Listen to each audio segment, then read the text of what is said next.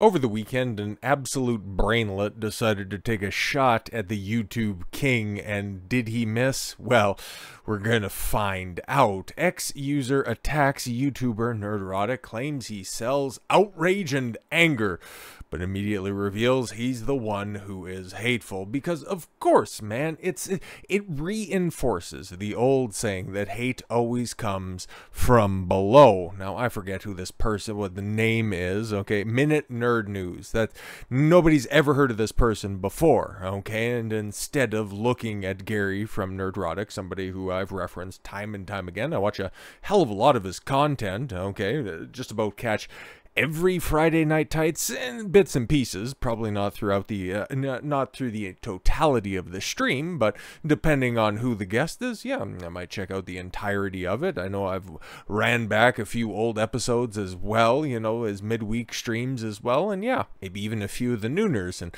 I've been subscribed for a very long time, and he's definitely an influencer, somebody that has positively shaped my opinions on media critique, because I think that he does an exceptionally good job. He's one of the best live streamers in the sphere. He has the gift of gab that very few other people can properly deliver in this medium. He can just go for hours and hours on end on just about any topic. He'll have a couple of technical hiccups, of course, and that's going to be hilarious in and of itself. But when the guy gets on a roll, there are very few others that can do it as well as Gary, and that's why he's amassed a platform on YouTube specifically where he has over 1 million followers. And just like how Critical Drinker started to pick up steam, I'm pretty sure he's over 2 million at this point in time. But the moment those two guys specifically got some mainstream attention, ended up on Piers Morgan being, I think, like his go-to media personalities,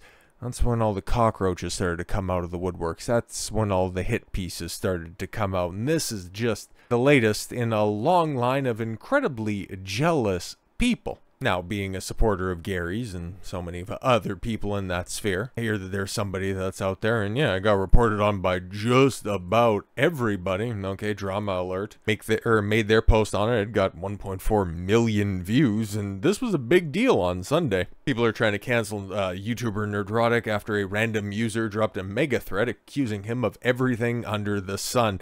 And then, yeah, okay, here's the post, and then the thread that's underneath of it. Don't worry, we'll go through it. And then here's Gary's first response. Good morning, my channel is under attack. Just goes to show you that he's taking this super serial, guys, okay? And then he follows it up in the evening good night with him trending. Now, I stepped back from social media on the weekend, mostly because, well, I'm trying to take August as at least my lighter month off, okay? If I'm to just peel back the curtain a little bit, I know that probably from September through, oh, Lord have mercy, I have no idea when all of this stuff is going to start to tone down, but if we could just have a little bit of respite, okay? If we can close out the summer, and I can have a little bit of a lighter schedule, okay? Because I know from the time when Trump and Kamala start to debate all the way through until inauguration, and maybe even a little bit longer than that, and then with winter, it's gonna be crazy, okay? So yeah, I'm trying to get my rest in wherever I can find it, get back to some semblance of a normal schedule instead of redlining it like I have been throughout the rest of this year. That would be great. So yeah, if I'm not exactly timely on a bunch of things, forgive me, but I will eventually get around to it, like I am with this situation. So yeah, let's take a look at this thread right here. As that Park Place pointed out, that he reveals himself as being the hateful party in said story. Because before we get into the thread, it's like, okay, what's the type of person that we're dealing with here? We'll go through the bio, and obviously there's pronouns in bio, so that's immediately going to be docked 1 point for you. Seems like you're a huge fan of his. You made this whole thread about him. Isn't that what fans do? And then Grayson, I hate him. I hate him so much that I'm willing to spend my time speaking about it cause it matters. I'm like spending time photoshopping Brie Larson over 100 times. Yeah, you're gonna notice a couple of things. For even his declaration of hate, which I don't even know, man. Like, Justin Trudeau has negatively affected my life in more ways than I care to count.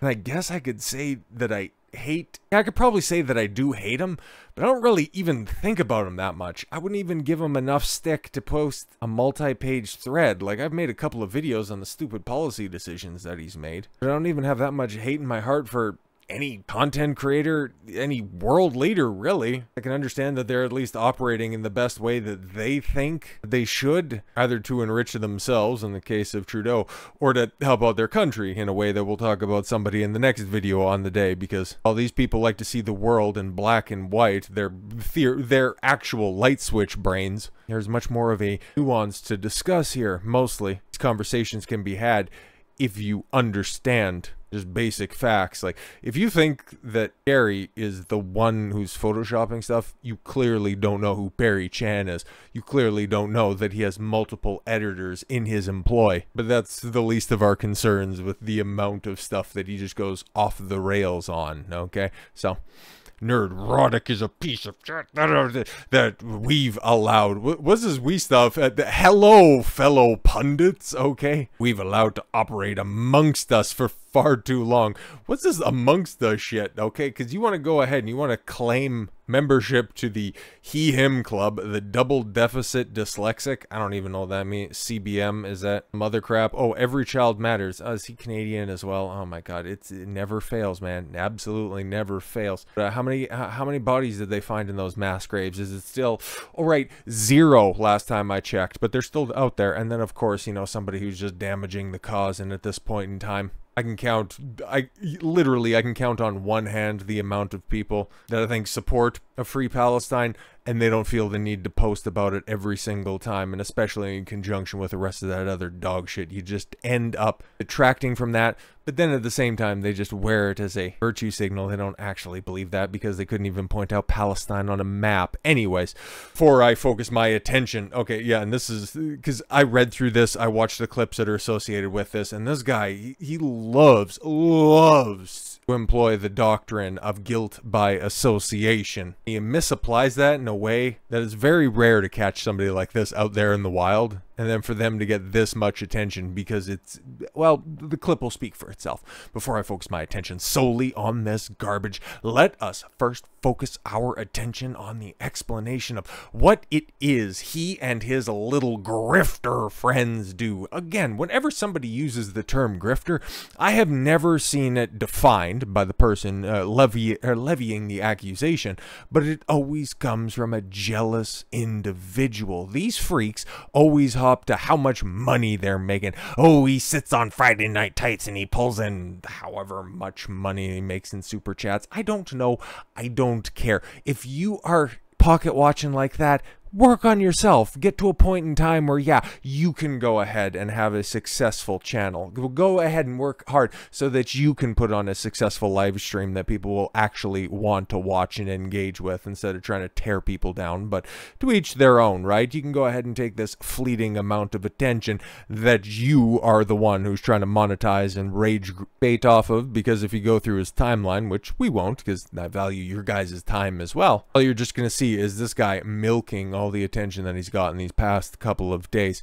But yeah, he just wants to expose Gary for the, you know, grifter that he is, but he doesn't even want to do the amount of research by simply noting that that's Jeremy from Geeks and Gamers, who he's going to show the clip of, okay, explained by one of them. Like, so you wanted all of this smoke by exposing Nerdrotic, but you didn't even want to lump in Geeks and Gamers, who arguably have more public and well-known controversies, like the Zack Snyder stuff, but you probably don't even know that because, well, you don't even have basic facts down. Welcome to every video we make. We use one little thing and then we build the narrative out of it. Don't act like that's not what we do. I don't build a narrative. I you give are my an absolute opinion. fucking You are hard. what we do.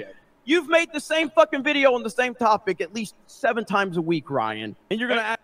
Yeah, notice how he's talking to Ryan and not Gary. And if you watch, and okay, yeah, because I probably engage with a lot more of Gary's live streams as opposed to his, you know, pre-recorded and edited content, but I have watched some of his videos and they're quite good.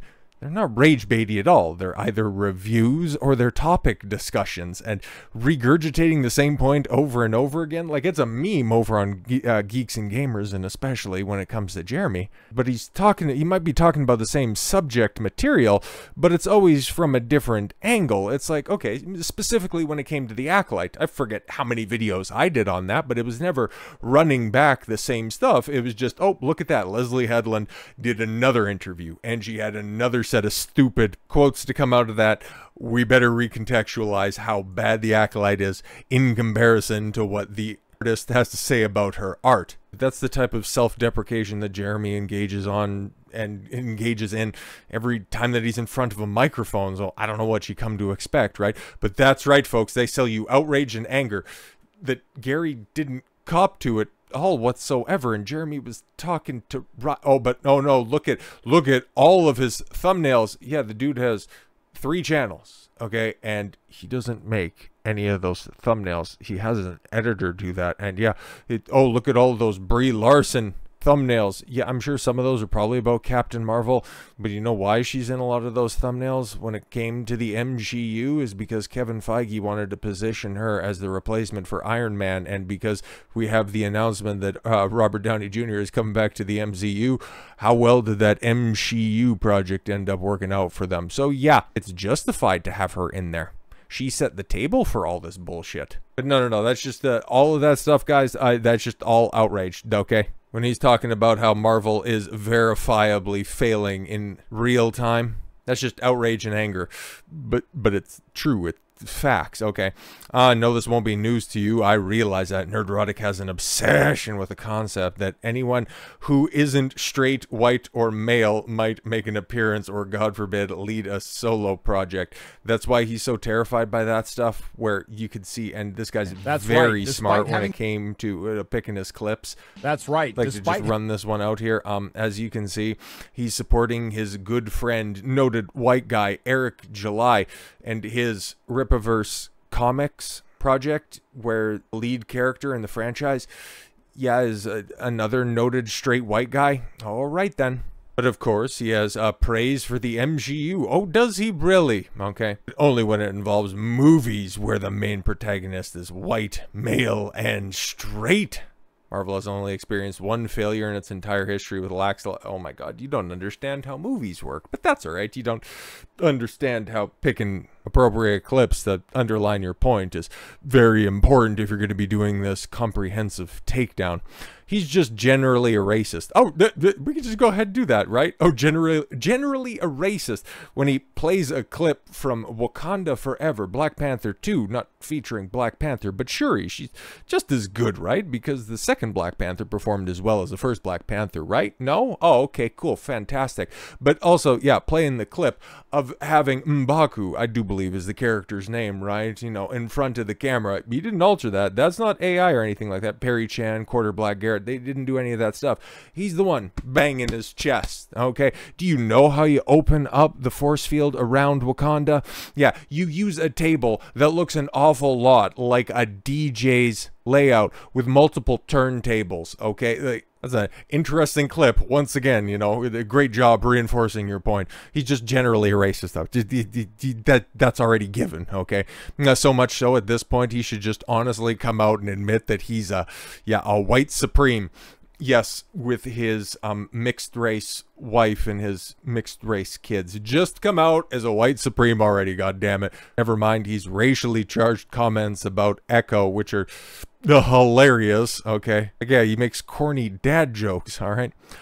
You're just a little white boy with a camera and a microphone. Oh no. Well, he's in his 50s. I wouldn't necessarily categorize that as being a boy unless you are trying to run back your own type of racist rhetoric. Take that away, and what are you? Wildly successful, adored by millions, viewed by billions, family man, and could theoretically never have to work again a day in his life, and he would leave his kids quite an inheritance. But yeah, no, it's just, raises all of the ists and phobes that you could possibly imagine, because he had the audacity to dead name some people, saying Ellen Page, Bruce Jenner, Star Wars and Marvel. See, that's kind of funny, okay? And he had a let's talk about it clip that Perry Chan made. Again, his straight white editor. Kate, come on, his dad joke of Something Wong about how Shang-Chi 2 is just not really going to end up getting off the ground. But go ahead and point out a bunch of other clips, okay? But this one's wild, okay? This is absolutely wild. He's such a problematic person, okay? Because we know that because of, I said it, that his whereabouts on January 6th. Are you retarded? Like, seriously, bro. Oh my God. He was one of those insurrectionists with all of those other insurrectionists that were never charged with insurrection, but he could have been there, guys. He could have been there. Even though I got to check this for a second, okay, because there was a good chance, because what was it, 2021, so we have January, because I could probably tell you January 2021, yeah, January 6th, so yeah, he would have been doing a live stream at that point in time. His Nerdrotic Nooners are on the 6th, but yeah, we have no idea where he would have been at that point in time. This Elon Musk, nutsack liquor. Well, if you want to make accusations like that, you already played a Jeremy clip earlier, and that guy, he references everything that Elon Musk does, and he makes a video on it. So if you want to go ahead and levy that accusation somewhere, but have fun with that one. Advocating for a civil war if the election is once again stolen. Sure he is. This guy is stuck in a never-ending circle jerk. Oh my God, is this what this Grayson cat, is this what he says to himself every morning in the mirror? If it's not a straight white man, he don't want it. In fact, he'll dedicate his time to shitting on it for 2 weeks. Then how do you explain his praise streams of House of the Dragon? Oh, we can't really figure that one out, no, can we? Before we go, and I mean, got to get some background on this. The absolute freak, right? Grayson doesn't have too many followers, and yet significantly less before posting about Gary. Yet his post was miraculously amplified all the way. That doesn't seem fishy at all, because yeah, you go back to just the anchor post on this one, and it has what, 4.8 million views. That's a lot. That definitely does seem a little bit off, and yeah, started the day off with 930 followers, and since acquired an additional 1,400 followers. Fairly impressive numbers, okay, by the way, just making up absolute nonsense. In addition to shilling for anything Disney and MCU related, Grayson also seems to love it when people show up to Washington to burn American flags, desecrate American monuments, and support Hamas. But according to, yes, him, Gary, Nerdrotic is the problem. Well, yeah, exactly. That's the way that these people are. When Trump was shot, Grayson was seemingly regretful that he had survived. Well, again, big shock on that one. At some point, Grayson has claimed that close friends of his were working on Deadpool and Wolverine not too long before his anti-Gary post was mysteriously amplified. Coincidence? Yeah, interesting. Yeah, he has close friends working on the video that Gary liked, but he's against everything. I don't get it. I don't get this, since it's anti-Gary post. He has gone live. Grayson has been frantically hiding replies from people with check marks that disagree with him. With it, because him wants the thread to be seen. Oh yeah, just the amount of hidden replies is pretty tremendous. If you disagree with Grayson, and it appears that, yeah, he considers you both a Trump supporter and, yes, a supporter of the Austrian mustache man. And Grayson is such an inclusive person that he will seemingly block you if you don't agree with all of his opinions. And yeah, this is how I got formed on this thread, and this absolute nutcase was because I seen it popped up on my timeline when I was researching for the day. That, yeah, this guy was going on a massive blocking spree. So before he had the opportunity to tear this down, before he had the opportunity to block me, I just figured I'd make the video on this one, because I'd consider Gary to be one of the good ones, one of the few big platforms actually speaking the truth on this stuff, willing to admit mistakes, willing to call balls and strikes on things, especially when it seems like so many people out there are just complaining about how House of the Dragon, it's just woke and it's too slow. And yeah, it kind of seems like season 2 was a bit of a drop off. I have to watch the entire thing before I can give my opinion on it. I've just, listened to his, Mahler's, and Ryan's reviews on stuff when it came to season 2, and the way that it's broken down and the references that they use, I tend to agree with, because when it comes to media that I do have firsthand information on, I find their analysis to be truthful and honest. So to see somebody get that much traction, spread that many lies, yeah, we can't let that one stand. In the words of Grayson, we can't allow for people like this to operate amongst us, and we can't allow them to do that for any more days, for anything longer than this, for anything that could be approaching far too long. So with all that said, thank you all very much for the gift of your time. I've been Don Consuelo. I want you to follow your gut and get after it. Take care, everyone.